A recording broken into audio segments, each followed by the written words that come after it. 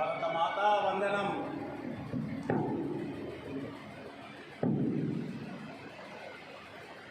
తెలంగాణ తల్లి వందనం.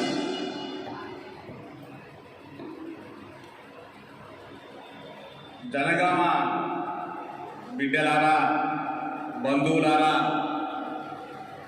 పెద్దలు, హితులు, మార్గదర్శకులు, నిర్వాహకులు, సోదరిమణులు, సోదరులు,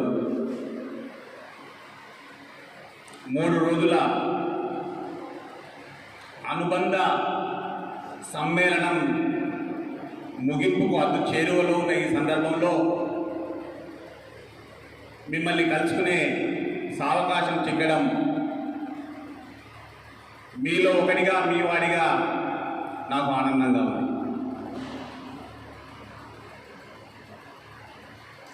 భారతీయ జనతా పార్టీ ప్రపంచంలోనే వివిధ దేశాలలో జాతీయవాద ప్రత్యామ్నాయ సైద్ధాంతిక కార్యాచరణకు, పోరాటాలకు, విప్లవానికి సూచికగా, సంకేతంగా భారతదేశంలో ఎలాంటి పరిణామాన్ని తీసుకురావడానికి సాధ్యమవుతుందో రుజువు చేసి తనను తాను నిలుపుకొని తాను ఏ సిద్ధాంతానికైతే అంకితమై ఏర్పడి ఇంత సువ్యాప్తమైనటువంటి వ్యవస్థగా, రాజకీయ ప్రజాహిత సంస్థగా పరిడవిల్లిందో అలాంటి నేపథ్యంలో అలనాడే మనలో చాలామంది పుట్టకముందే ఈ ప్రాంతం నుంచి భారతీయ జనతా పార్టీ ఆవిర్భవించిన కొద్ది నాళ్లకే ఘన విజయాన్ని అందించినటువంటి గడ్డగా భారతదేశాన్ని ఏలినటువంటి మన బిడ్డడు,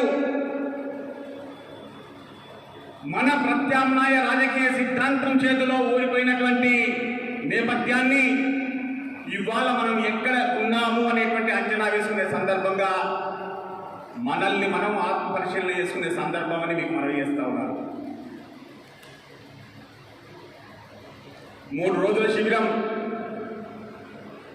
శిక్షణ ఇచ్చిందా, క్రమశిక్షణ ఇచ్చిందా అన్నది నేను చింతపడను. కానీ ఇక్కడ 2 రాత్రులు 3 రాత్రులు నివసించాలనే నిర్దేశం కావచ్చు దామోదర్, 2 రాత్రులు 3 పగళ్ళు ఇక్కడ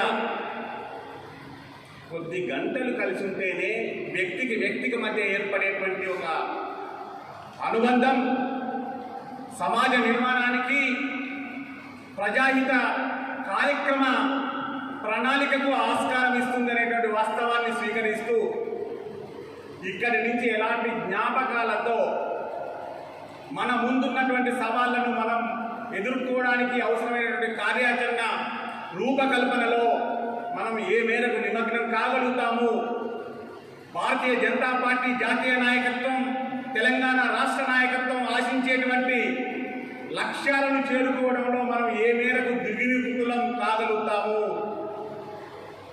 కార్యదీక్షతో ఎలా మనం అడుగు ముందుకు వేయగలుగుతాము అనేటువంటి అంచనా ద్వారా మాత్రమే ప్రత్యేక తెలంగాణ రాష్ట్రంగా ఆవిర్భవించినటువంటి ఈ గడ్డ భావోద్వేగానికి, ఆకాంక్షల ప్రతిఫలింప చేసుకోవడానికి, సాధించుకోవడానికి సంపన్న వర్ణాలను, సంపన్న జాతులను సమీకృతం చేసినటువంటి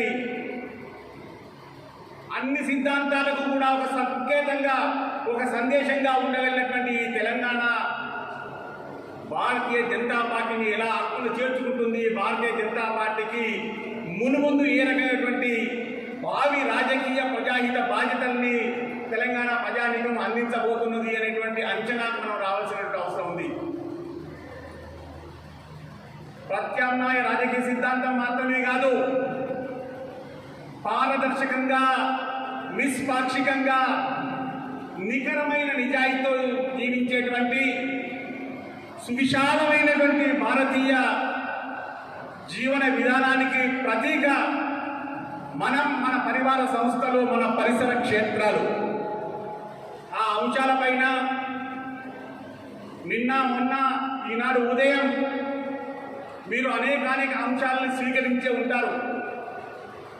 నేను మీ సమక్షంలోకి చేరుకునే సమయానికి మన దిగ్గజం తన జీవితాన్ని 50 ఏళ్ల జీవితాన్ని అంకితం చేసి ఈ సిద్ధాంతాన్ని, ఈ కమల పరిమళాన్ని విస్తరింపజేయడానికి అంకితమై ఉన్నటువంటి ఈనాటికి విద్యార్థి నాయకునిగా, ఈనాటికి విద్యార్థి నాయకత్వ కార్యకర్త లక్షణాలని మీ ముందు ఆవిష్కరించినటువంటి మన పెద్దలు, మన అగ్రజులు మీతో ముచ్చటిస్తున్న సమయంలో మీ సమక్షంలోనే నేను కూర్చున్నాను. తెలంగాణలో మనకున్న సవాళ్ళు ఏమిటి? నేను 2-3 అంశాలలోనే ఈ ప్రస్తావన ముగించే ప్రయత్నం చేస్తాను. సవిస్తరంగా వెళ్ళాల్సిన అవసరం పెద్దగా లేకపోవచ్చు కాక. కానీ ఒకటి, ఈ మధ్య కాలంలో ఒక యాత్ర చేపట్టాం మనం. అది ఒక వ్యక్తి చేసే యాత్ర కాదు, గుర్తిరగండి దయచేసి. మన వ్యవస్థ, మన సంస్థ, మన రాజకీయ పార్టీ ఒక సైద్ధాంతిక రాజకీయ కార్యక్రమ, ప్రజాహిత కార్యక్రమ ప్రతిపాదనతో ప్రజానీకం యొక్క పరిపూర్ణ ఆశీర్వాదాన్ని పొందడానికి క్షేత్రస్థాయిలో నెలకొని ఉన్నటువంటి వాస్తవ పరిస్థితులని ఆకలింపు చేసుకోవడానికి చేసేటువంటి ప్రయత్నంగా ఆ యాత్రను స్వీకరించాల్సిన అవసరం ఉన్నది అనేటువంటిది భారతీయ జనతా పార్టీ జాతీయ నాయకత్వం, ప్రధానంగా నిర్మల్ మహాసభ ద్వారా కేంద్ర హోంశాఖ మంత్రుల యొక్క సందేశాన్ని మనం లోతుగా విశ్లేషించుకుంటే మన ముందున్నటువంటి కర్తవ్యం ఒక ప్రాతిపదికగా మన సమక్షంలోకి వస్తుంది అని మీకు నేను గుర్తు చేస్తా ఉన్నాను. ఎందుకు ఈ మాట ఈ రీతిలో ప్రస్తావన చేస్తున్నానంటే, భారతీయ జనతా పార్టీ జాతీయ నాయకత్వం ఇచ్చినటువంటి కార్యక్రమం ఇది. దయచేసి చాలా లోతుగా అర్థం చేసుకోవాల్సిన అవసరం మనందరిపైన ఉంది.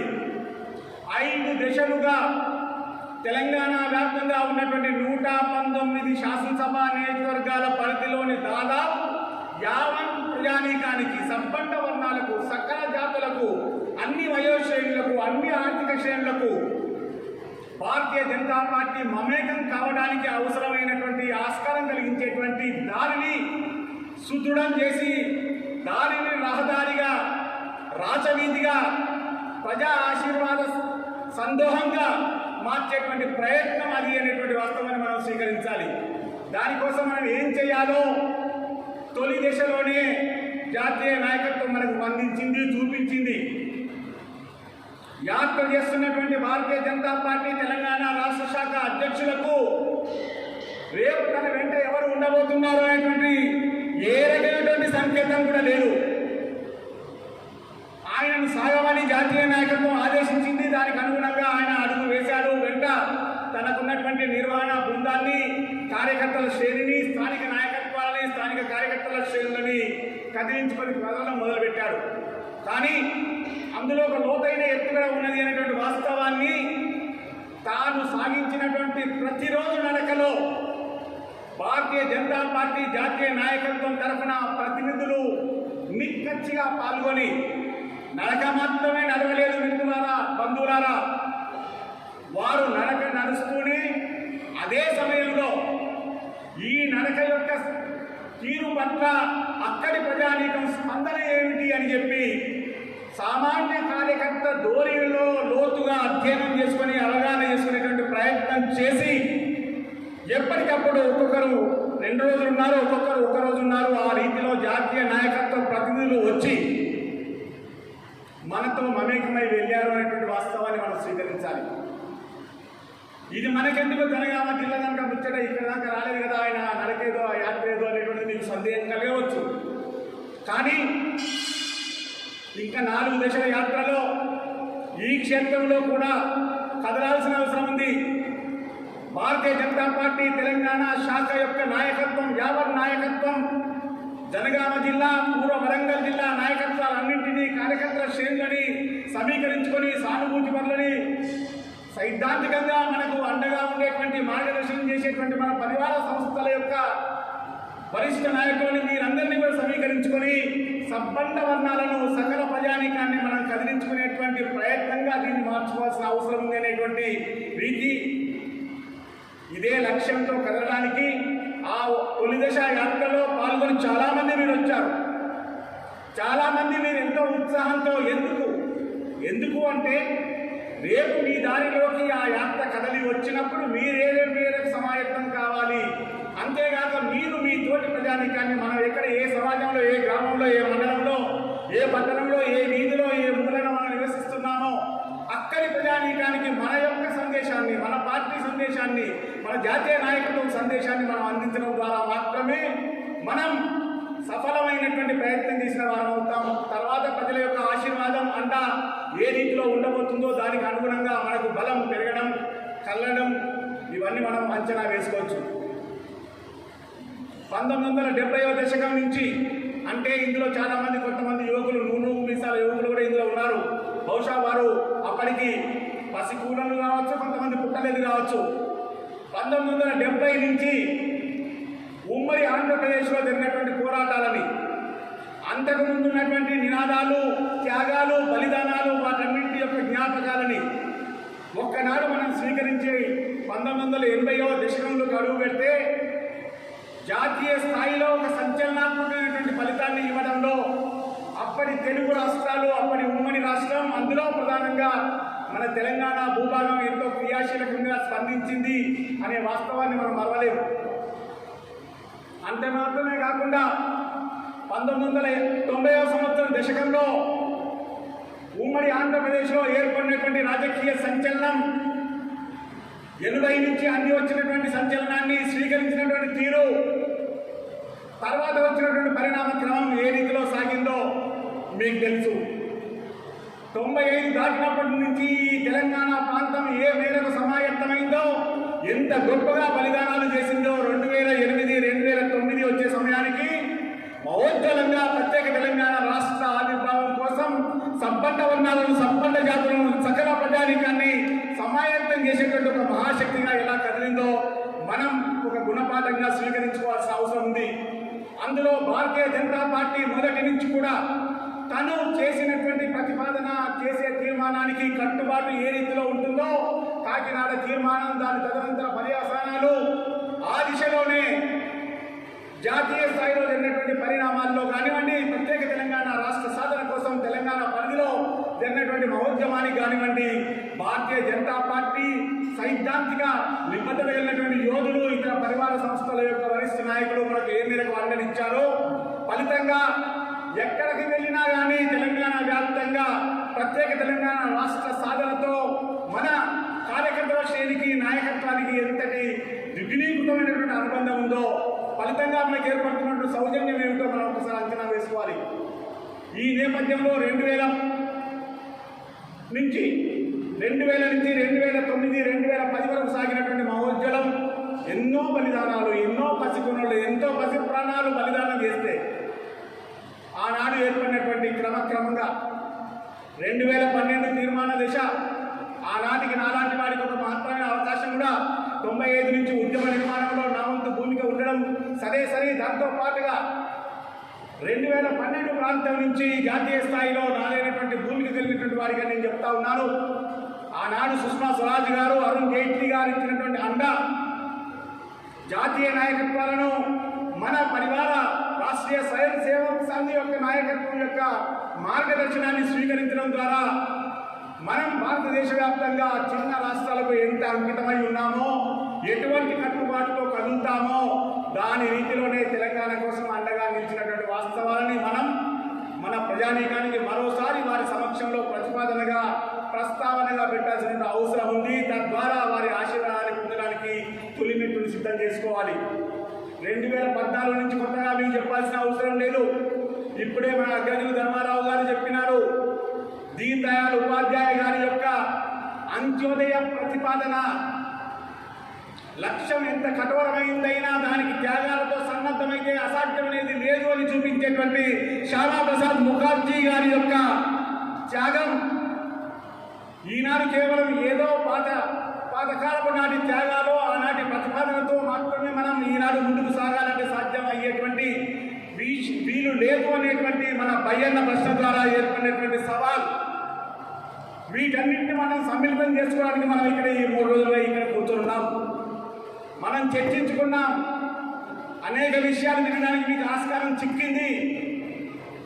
మీకు కర్తవ్యం, మీ బాధ్యత మీ ముందుకు వచ్చింది. ఎలా ఉంది మన బాధ్యత? కలగనే పరిస్థితిలో లేదు. మనం భ్రాంతిలోకి వెళ్ళాల్సిన అవసరం లేదు. కానీ 2019 నుంచి సాగుతున్నటువంటి పోరాటంలో వచ్చిన పరిణామంలో అందుతున్నటువంటి ఫలితాలలో దానిని మనం జాగ్రత్తగా విశ్లేషించుకుంటే భారతీయ జనతా పార్టీ కార్యకర్తల శ్రేణి సానుభూతి పత్రం సమాయత్తపరచుకోవడం ద్వారా సబ్బండ జాతులను సమీకరించుకోవడానికి ఏ రీతిలో ఆస్కారం కలుగుతుందో మనకు మొత్తం 17 లోక్సభ నియోజకవర్గాల్లో ఫలితాలని అందించినాయి అనేటువంటి మాట నేను మనం చేస్తా ఉన్నాను. దయచేసి ఒక్కసారి మీరుగా కూడా ఒక్కసారి విశ్లేషించుకుంటే మీకు మరింత ధైర్యం కలుగుతుంది, విశ్వాసం కలుగుతుంది. అందుకోసమే కేవలం గెలిచిన 4 స్థానాలు నేను చూపించడం లేదు. గెలిచిన 4 స్థానాలతో పాటు జరిగిన మిగతా పోరాటాల్లో 15 నియోజకవర్గాల్లో 17 నియోజకవర్గాల్లో లోక్సభ నియోజకవర్గాల్లో ఓరి పోరు సాగింది. ప్రజానీకం మన వైపు ఆలోచన చూడడం మొదలు పెట్టారు అనేటువంటి వాస్తవాన్ని మనం గమనించాలి. దాన్ని ఈనాడు ఫలితంగా ఎలా మార్చుకోవాలి అనేటువంటి సవాల్, ఆ సవాలే ఈ మధ్యకాలంలో సాగినటువంటి 4 ఉప ఎన్నికలు. హుజూర్ నగర్ ఉప ఎన్నిక వచ్చింది, నిరాశ పడలేదు. తదనంతరం దుబ్బాక ఉప ఎన్నిక వచ్చింది. ఎక్కడెక్కడి ప్రజానికం, ఎక్కడెక్కడి కార్యకర్తలు, ఎక్కడెక్కడి సానుభూతి పనులు దుబ్బాకలో ప్రతి ఒక్కరూ కాషాయం పట్ల అనుబంధం కలిగినటువంటి ప్రతి సానుభూతి పనుల యొక్క భూమిక పాత్ర ఏమాత్రం ఎదురు చూపు లేకుండా అభ్యర్థి ఎవరు అంటే నేనే అనేటువంటి రీతిలో ఉన్నటువంటి ఆ త్యాగం, ఆ చైతన్యం ఆనాడు ఎటువంటి హోరాహోరీ పోరాటంగా మారిందో, ఆధిక్యం భారీగా లేకపోవచ్చు కాక కానీ ఎంతటి విశ్వాసం, ఎంతటి ఉత్సాహం, ఎటువంటి ఫలితాన్ని ఇచ్చింది. దాని తర్వాత మన పట్ల యావత్ తెలంగాణ ప్రజానీకం, రాజకీయ విశ్లేషకులు, ప్రతిపక్షాలు, అధికారంలో ఉన్న పక్షం ఎలా మన వైపు చూడడం మొదలు పెట్టిందో ఒక్కసారి మీరు అంచనాలోకి తీసుకోమని మీకు మనయేస్తా ఉన్నాను. తర్వాత నాగార్జున సాగర్ వచ్చింది.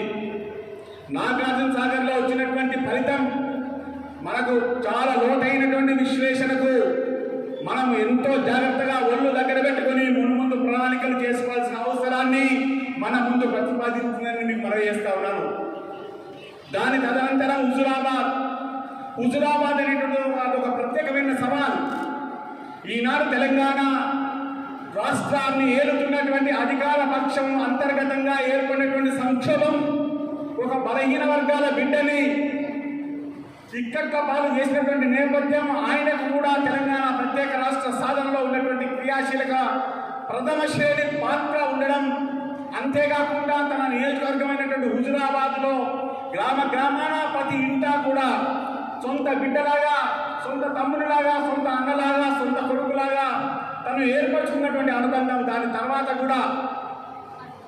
తర్వాత కూడా భారతీయ జనతా పార్టీ అనేటువంటి ఒక మహత్తర కార్యకర్తల శ్రేణి ఎంతో అంకిత భావంతో, ఎంతో సైద్ధాంతిక నిబద్ధతతో ఎలాంటి ఎదురు చూపులు లేకుండా ఎవరి సహకారం, ఏర్పాటు, అవసరాలు సమకూర్చేటువంటి ఎదురు చూపులు లేకుండా జరిగినటువంటి పోరాటంలో హుజురాబాద్ వ్యాప్తంగా కూడా ఎక్కడ ఎవరు ఏ రకమైనటువంటి ప్రచారం చేశారో కానీ భారతీయ జనతా పార్టీ తరఫున వెళ్ళినటువంటి కార్యకర్తలే కానివ్వండి, సానుభూతి పనులే కానివ్వండి, ఎవరి నుంచి కూడా, అభ్యర్థి నుంచి కూడా, దాంతోపాటుగా మిగతా ఎవరి నుంచి కూడా ఏ రకమైన సహాయాన్ని, సహకారాన్ని, ఏ రకమైనటువంటి పరిచయాన్ని, ఏ రకమైనటువంటి ప్రాంత నిర్దేశాన్ని కూడా ఎదుర్కోకుండా, అవసరాన్ని తీసుకోకుండానే అంకితమై మండలాన్ని, గ్రామాన్ని, వాడను, కుటుంబాలను పంచుకొని ఎంత అప్రమత్తంగా మనం ఉండగలిగామో, ఇది ఒకవేళ భారతీయ జనతా పార్టీ కార్యకర్తల సానుభూతి పరుల శ్రేణి అండగా లేకపోతే ఈనాడు మన సంస్థలోకే వచ్చాడు. సంతోషం. మన జాతీయ నాయకత్వం ఆయన స్వాగతించింది,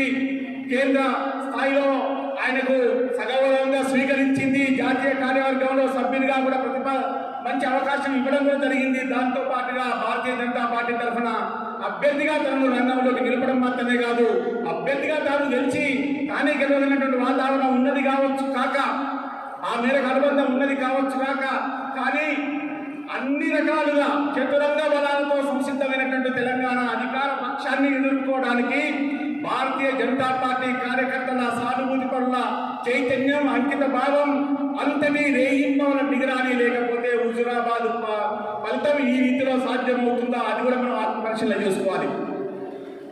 ఇవన్నీ నేను మిమ్మల్ని మీకు ప్రశ్నలు వేసే వెళ్తా ఉన్నాను. నేను అప్పుడు మాత్రమే మీరు ప్రతిపాదించినటువంటి అంశం తెలంగాణలో అధికారం దిశగా భారతీయ జనతా పార్టీ పెద్దలు ధర్మారావు గారు మీకు ఇంతకు ముందే, నాకంటే ముందే, నా సంవత్సరంలోనే మీరు ప్రస్తావన చేసినారు.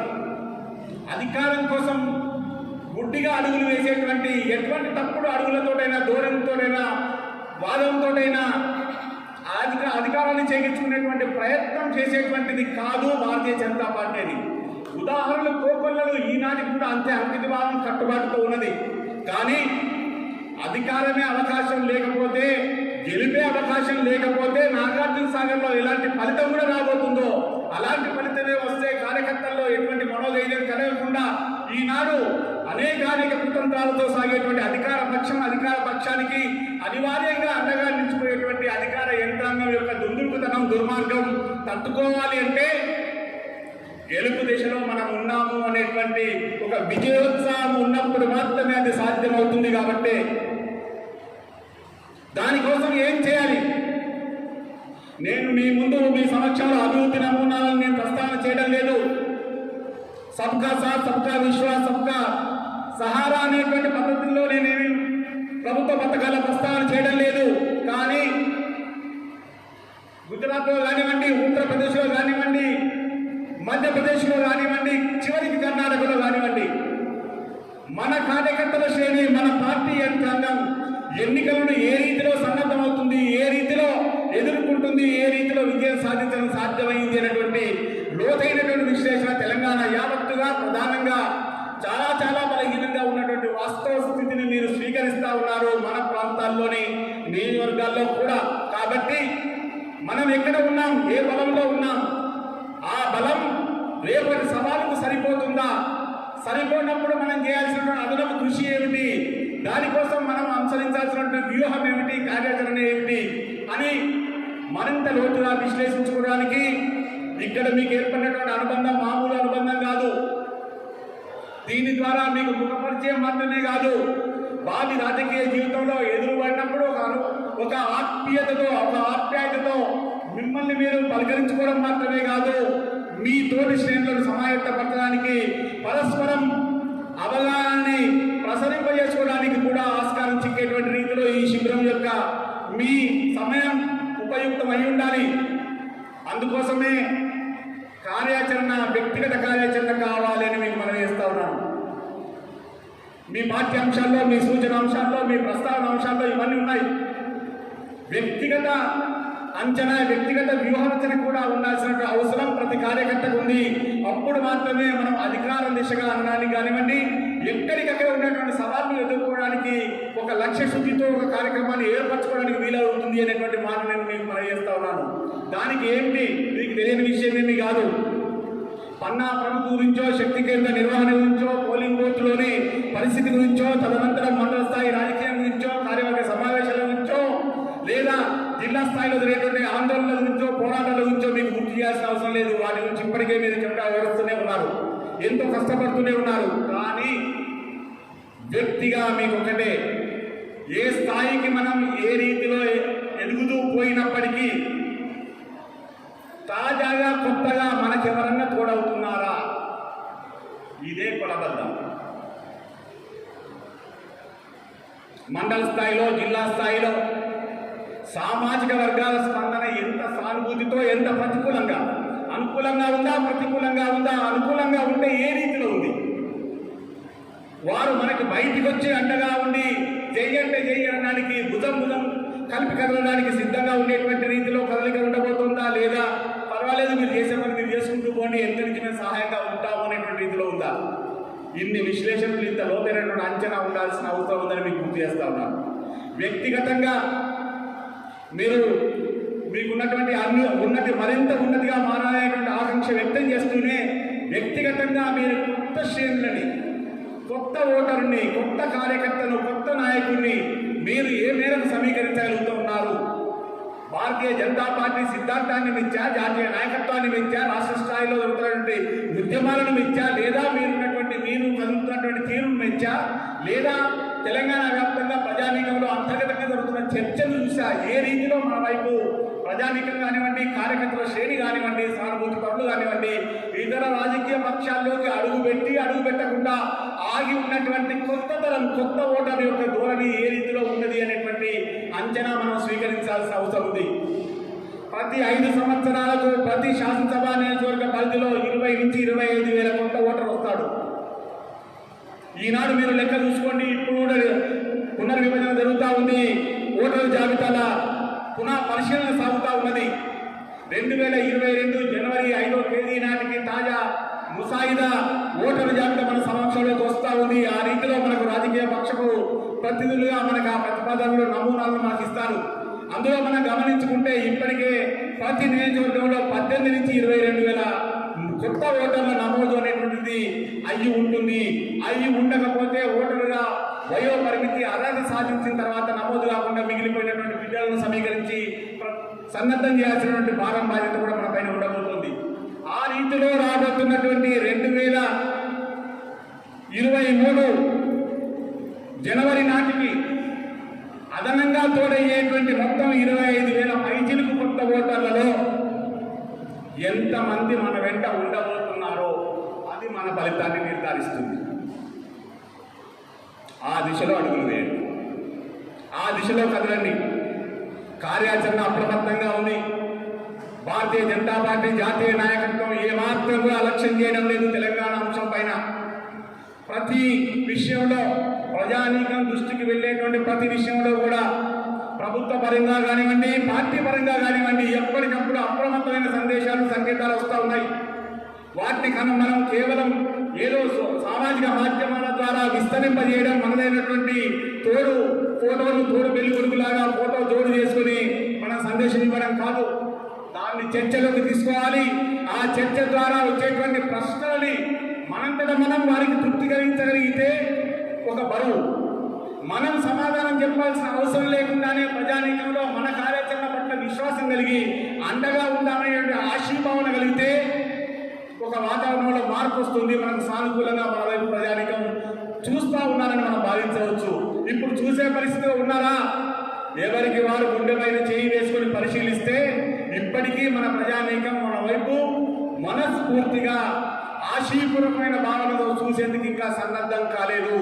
అది సన్నద్ధం చేయాల్సినటువంటి గురుతరమైన బాధ్యత మీ పైన ఉంది అని గుర్తు చేస్తూ, ఈ దిశలో భారతీయ జనతా పార్టీ జనగామ జిల్లా శాఖ పరిధిలో జిల్లా శాఖ కార్యవర్గం తరఫున నాయకత్వం, దాంతోపాటు నియోజకవర్గాల వారిగా, మండలాల వారిగా జరిగేటువంటి ప్రతి కార్యాచరణలో కూడా మనదైనటువంటి క్రియాశీలక భూమిక కలిగించుకొని మనం ఇక నుంచి కార్యకర్తల శ్రేణిని విస్తరింపజేసుకోవడం, సానుభూతి పనులను సమీకరించుకోవడం, వివిధ సామాజిక వర్గాల్లో ఉన్నటువంటి నిమురు తప్పిన నిప్పు లాంటి మన పట్ల ఉండే ఆశీపూర్వకమైన భావాన్ని మనకు అనుకూలమైనటువంటి పరిస్థితిగా మనం మార్చుకోవడంలో లీనమై ఉంటే 2023 మనకు అందరి దాక్షపట్టు ఏమీ కాదు. అందుకోసం సమాయత్నం కండి అని మనవి చేస్తూ మీ అందరికీ శుభాకాంక్షలు తెలుపుతూ నేను సెలవు తీసుకుంటాను. భరతమా